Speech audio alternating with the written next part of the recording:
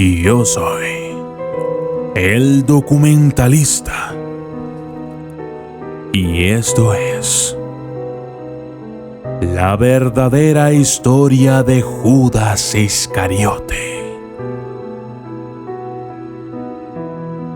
Judas Iscariote fue uno de los apóstoles de Jesús de Nazaret y siguió a su maestro durante la predicación por Judea y Galilea y, según los evangelios canónicos, fue el apóstol traidor que reveló a los miembros del Sanedrín el lugar donde podían capturar a su maestro sin que sus seguidores interfiriesen. Tal y como había anunciado el propio Jesús durante la última cena. Judas fue uno de los apóstoles de Jesús. No se menciona sobre su llamada ni cuándo se unió a los apóstoles, pero el Evangelio de Juan pone un antecedente importante de la felonía de Judas, ya que él era el tesorero y según ese Evangelio, Judas se apropiaba del dinero destinado a los pobres. Según los 4 evangelios canónicos, Judas guió a los guardias que arrestaron a Jesús hasta el lugar donde lo encontraron. Les indicó quién era besándolo. Por su traición fue recompensado con 30 piezas de plata. Existen diferentes interpretaciones sobre el tipo de moneda que se trata. Donald Wiseman sugiere 2 posibilidades para la identidad de las monedas usadas para pagar a Judas. Podrían haber sido tetradracmas de Tiro, usualmente denominados siclos, o pueden haber sido estateros de Antioquía, que llevaban el rostro de César Augusto. La tradición y las leyes judías, además de las normas romanas, dictaban que en el templo de Jerusalén podían atesorarse exclusivamente didracmas y tetadracmas, como pago del tributo anual. El Sanedrín habría pagado a Judas en las monedas que formaban parte del tesoro del templo. Las monedas validadas por el templo eran acuñadas en Tiro. Al poco tiempo, Judas se arrepintió de sus actos. Intentó devolver las monedas a los sacerdotes que se las habían dado y al no aceptarlas estos, las arrojó en el templo. Luego, desesperado ante la magnitud de su delación, se suicidó ahorcándose, según Mateo 27:5, en un árbol. Según otra versión, Judas compró un campo con el dinero que obtuvo gracias a su traición, pero cayendo de cabeza, se reventó por en medio y todas sus entrañas se derramaron.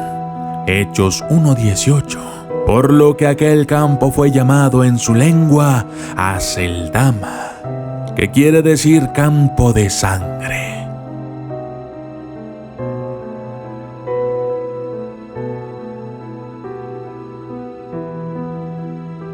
La reivindicación de Judas. Bernardino Petruccelli de la Catina, en el controvertido Las Memorias de Judas, describe al apóstol como un revolucionario y líder de la revuelta judía contra el imperio de los romanos. En el año de 1944, Jorge Luis Borges publica el cuento 3 versiones de Judas, en el que presenta a un teólogo mostrando 3 interpretaciones de Judas diferentes a la convencional, para quedar convencido al final de su última teoría. Dios no encarnó en Cristo, sino en Judas. Posteriormente, Juan Bosch, en su libro de 1955, Judas Iscariote el calumniado, revisa la tradición evangélica sobre el personaje, presentándolo como víctima de una interpretación errónea de los hechos. El cine también ha mostrado facetas diferentes de Judas. Por ejemplo, la película de Martin Scorsese, La Última Tentación de Cristo, basada en la novela homónima de Nikos Kazantzakis. En el año 2006, Esta lectura positiva de Judas cobra nuevos bríos con la publicación en abril de la traducción del Evangelio de Judas, un texto gnóstico que data posiblemente del siglo II. Según este texto, el propio Jesucristo pidió a Judas que lo traicionara y Judas cumplió la orden como supremo acto de obediencia. Para los gnósticos esto representaba un acto sagrado, ya que ayudaba a liberar del cuerpo el Espíritu Santo de Cristo. En el año 2007, el autor C.K. Stitt, siguiendo el Evangelio de Judas, publica: My name was Judas. Mi nombre fue Judas. Una novela en la que Judas, octogenario, narra su amistad con Jesús desde su infancia, época en la que compartían el mismo maestro, hasta la muerte del mismo. Existe una controversia acerca de la muerte de Judas, ya que el Evangelio de Mateo solo nos dice que fue y se ahorcó, Mateo 27:5, mientras en el libro de los Hechos de los Apóstoles dice: el cual era contado con nosotros y tenía suerte en este ministerio. Este, pues, adquirió un campo del salario de su iniquidad, y colgándose, reventó por medio, y todas sus entrañas se derramaron. Hechos 1:17 al 18. Para conciliar ambos textos, se ha sugerido que cuando Judas se colgó, la cuerda se rompió, de modo que su cuerpo cayó y se reventó al golpear el suelo. Sin embargo, para que esto pudiera ser posible, Judas tendría que haberse ahorcado por los pies. Por otro lado, en la Biblia nada hace pensar que así hubiesen sucedido las cosas. Esta inferencia no soluciona el problema de la incoherencia. La solución para este conflicto está en dónde tomaron sus relatos Mateo y Lucas. Mateo, que escribió para un público judío, se inspiró en la muerte de Agitofel, mientras que Lucas, que escribía para un público de origen pagano o griego, se inspiró en el libro deuterocanónico de sabiduría.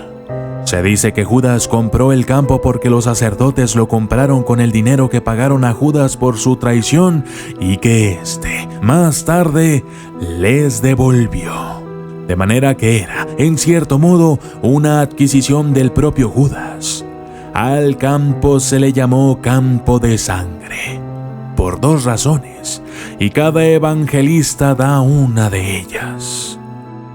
El Corán niega la crucifixión de Jesús de Nazaret, y el Islam argumenta que Alá no permitiría la indigna muerte de cruz para un profeta tan estimado como Jesús.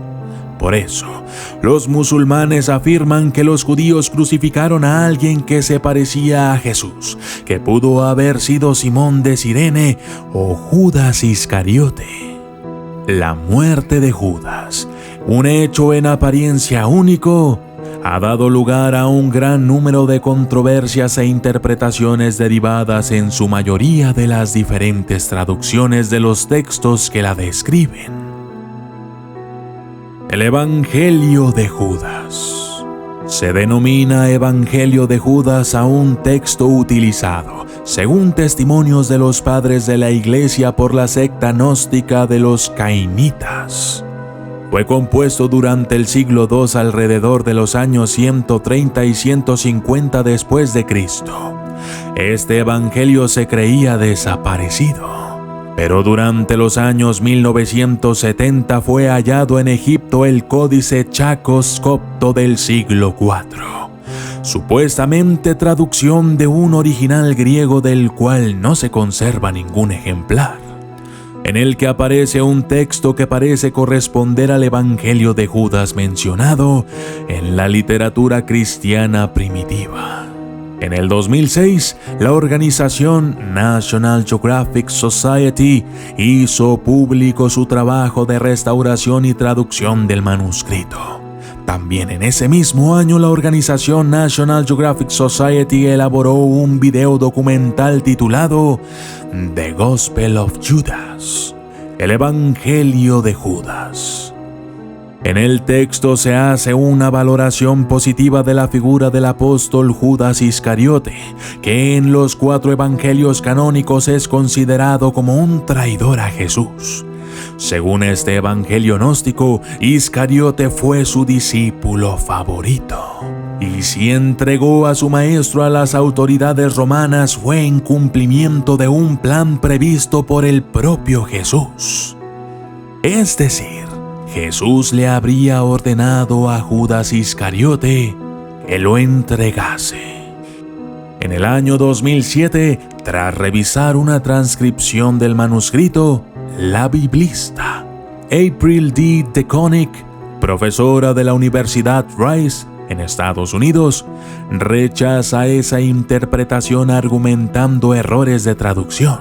El 21 de marzo del 2008, el experto en copto Marvin Meyer, que formó parte del equipo de traducción del National Geographic, rebate las conclusiones de DeConnick, defendiendo la traducción original con base en otros textos gnósticos.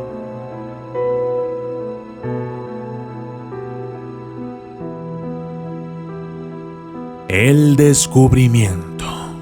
La primera referencia moderna conocida a este texto data de 1983, cuando alguien propuso su compra a la Universidad Metodista del Sur y el experto Stephen Emmel pudo examinarlo brevemente, junto con otros manuscritos.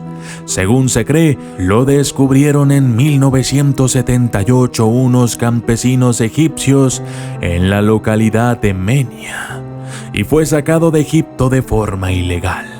El anticuario que intentó venderlo pedía una cifra que los posibles compradores consideraron excesiva: $3 millones por el lote en el que iba incluido, por lo que tuvo que desistir. El texto estuvo depositado desde 1984 en un banco de Nueva York.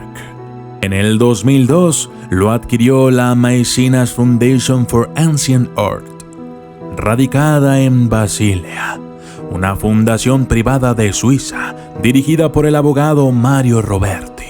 Esta fundación contactó con National Geographic Society para que restaurase, datase y tradujese el manuscrito.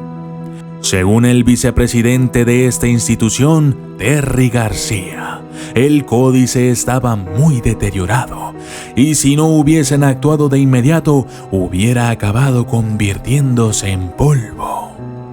Rudolf Kasser hizo pública la existencia del texto en una conferencia que tuvo lugar en París en julio del 2004. Al año siguiente, un portavoz de la Maecenas Foundation anunció su traducción inminente al inglés, francés y alemán. El contenido. El texto del Evangelio de Judas es un relato de unas 250 líneas, cuya traducción a un idioma moderno contrasta con los extensos relatos evangélicos porque solo insume alrededor de 7 páginas. Se encuentra en un códice de 66 páginas, más de un tercio del cual es ilegible. Todos los textos están escritos en el dialecto sahídico del idioma copto, aunque es una traducción de un original griego, mediante varios métodos. Entre ellos el del carbono 14, el códice ha sido datado entre los años 220 y 340. El papiro se encuentra muy deteriorado. Algunas partes del texto se han perdido y otras se conservan solo fragmentariamente. 26 de las 66 páginas corresponden al así denominado Evangelio de Judas.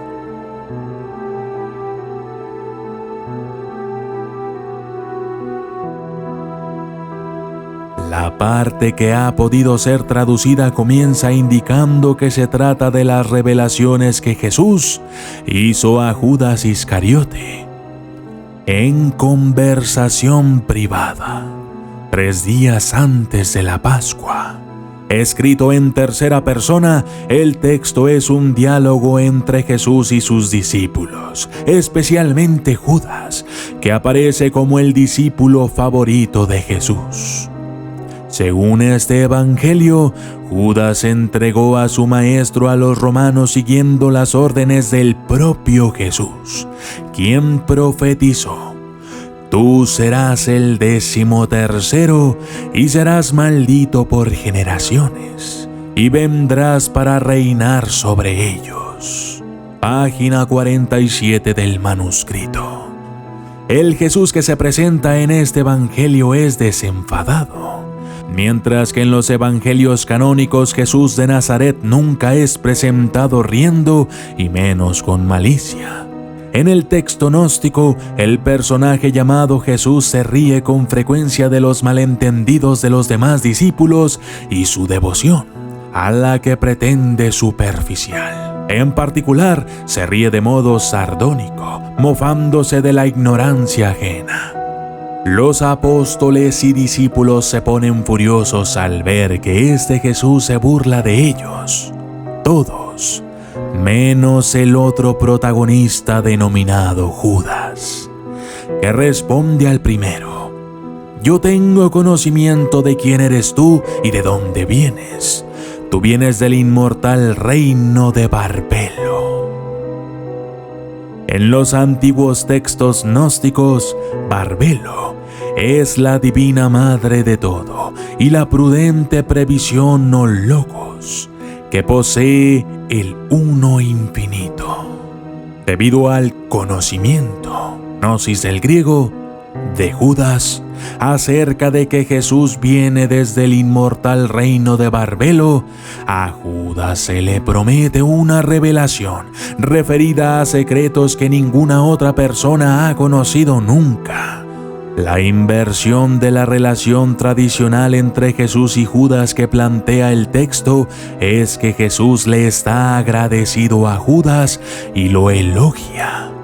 «Tú los superarás a todos ellos, porque tú sacrificarás el hombre que me reviste. La estrella que indica el camino es tu estrella». La última parte de la revelación que el Jesús gnóstico brinda a Judas es la siguiente, aunque existen algunas lagunas en el texto. Es de notar la referencia a Cristo y el lugar atribuido al mismo en el universo. Veamos pues. Este tipo de contenido es abiertamente gnóstico. Es lo que impide considerarlo un texto cristiano, por cuanto no tiene prácticamente nada en común con los 4 evangelios o la fe cristiana, excepto el empleo de los nombres Jesús y Judas.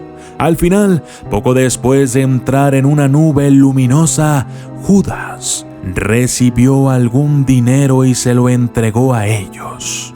Jesús se lo agradece ya que prepara el momento en que Jesús quedará liberado del cuerpo, lo que le permite regresar al reino grande e ilimitado cuya inmensidad no ha visto ninguna generación de ángeles. El texto termina con Judas entregando a Jesús ante los sumos sacerdotes y no incluye ninguna mención de la crucifixión o de la resurrección. Según el obispo Irineo de Lyon, dicho evangelio tuvo sus raíces en un mago llamado Simón, a quien dicho personaje se le hace mención en el libro de los Hechos de los Apóstoles, donde afirma que este hechicero quiso comprar a los apóstoles el poder de hacer milagros. Simón Pedro lo repelió, diciendo: «Tú estás preso en los lazos de la iniquidad». Hechos 8:23. Simón, el mago, es tenido como el padre de las herejías, y de su sacrilegio e intento le viene el nombre al pecado de simonía. Sus seguidores predicaban la vieja doctrina de la gnosis. Entre los prosélitos de Simón, el mago, San Irineo señala a la secta de los cainitas. Estos decían que Caín fue creado por un poder superior. Además, se juzgaban hermanos espirituales de Esaú, de Coré, de los habitantes de Sodoma y otros semejantes. Y dicen, añade San Irineo, que Judas, el traidor, fue el único que conoció todas estas cosas exactamente, porque solo él entre todos conoció la verdad, para realizar el misterio de la traición. Para eso muestran un libro que ellos inventaron, que llaman el Evangelio de Judas.